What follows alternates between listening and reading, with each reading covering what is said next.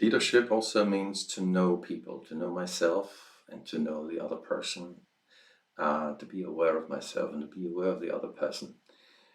We are in a new group here, and one good way of knowing the people in the room a little deeper is the following exercise. It helps us read each other better, appreciate the diversity in our group, and build cohesion. So the exercise is actually a good way to start a training, but it's also a good way to do team building with your own teams. It is also good for building cohesion and appreciation in your own teams. The model that is used here actually goes back to research that was done by Edgar H. Schein from the MIT in Boston. And Edgar Schein says that the personality and its deepest intrinsic motivators actually circles around a person's dreams and aspiration level, around a person's talent, and around a person's personal values. And the mixture of those three things actually makes your intrinsic motivators and what you're after in life. So by doing this exercise, we're doing different things. We're getting to know each other deeper, but we're also learning about a tool that we can use with our own teams in order to help people feel motivated in our own environment as a leader. So how to do this exercise? It's actually only 4 questions, and all you need is an hour's time in a small group of 3, maximum 4 people. So every person gets some 15 to 20 minutes time for telling us their story, what is important to them.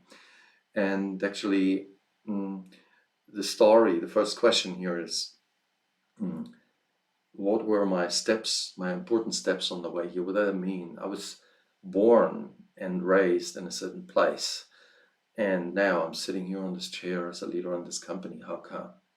Must be things that happened on the way, key moments, turning points, role models that I've seen and that had an influence on my decision making, on my thinking, on my feeling.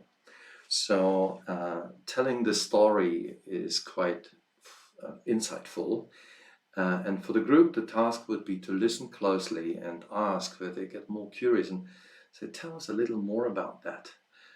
For instance, in my case, I was born in East Germany, and that was very different from today's Germany. And then today I'm living in Shanghai with my family, and I'm a free coach and consultant, independent and self-employed coach and consultant.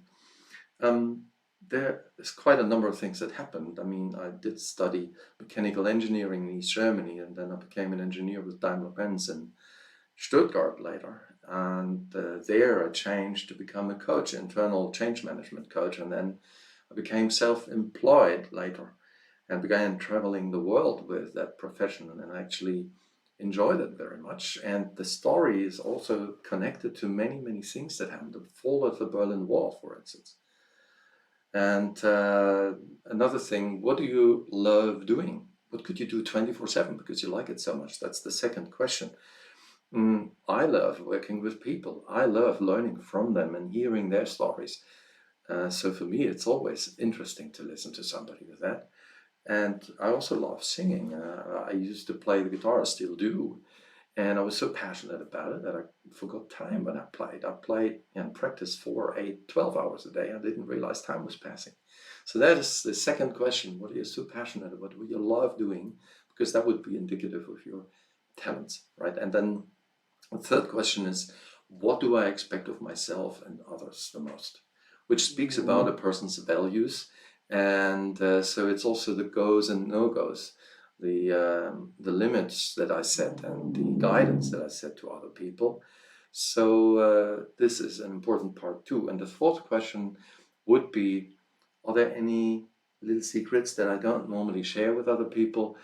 Any interests, hobbies, or inclinations that I follow? In my case, I told you, I play guitar. I didn't tell my customers that I started street singing when I was in my 40s, and so I was standing around in the street with a guitar around my neck, singing to people and passionately sharing my music. And Initially, I didn't think it's a smart idea to show my customers or to let them know as a top management and management coach.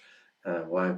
What would they think? I was worried. And then later on, I found, come on, it's you, it's your personality. They should know who you are. And when I started sharing that part of my inner self, they actually were quite appreciative and said, wow, that's amazing. I wish I had this kind of free spirit and would do it. So it was an inspiring part inside myself that I learned is helpful sharing. So this is not a must here. If you don't feel like you want to tell that part of your story, then of course you should feel, don't go there. But it's an invitation to think about whether you want some sharing there and whether something interesting would be interesting for the other people. Again, this exercise is for us to get to know each other deeper here.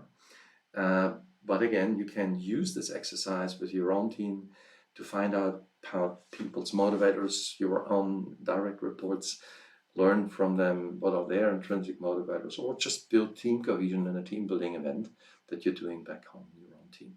Enjoy this exercise. Done this with many managers around the world. They all loved it. And I hope so will you. And then in our training, we'll talk about that. Bye for now.